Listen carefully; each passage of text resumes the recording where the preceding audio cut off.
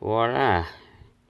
Now I have the pump back in its hole. Okay. Here is electrical connector. When I disconnect it, I make mistake. I pull it too hard, so I turn these part. So they don't make it anymore. It's not available from anywhere. So I have to use black tape to, reconnect this thing. This is another one. This is returning gas. Okay, just regular cam has no problem.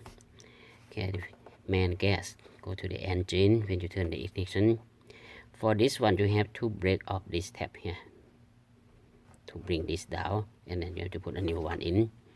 Okay, first I thought it should be easy to find in Auto Park, but it took the Auto Park people almost half hour to looking for this thing. They shop around for me, and it must be on order online.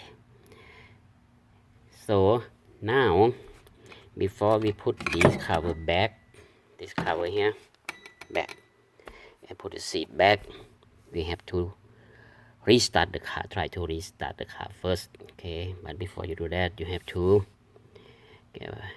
put back the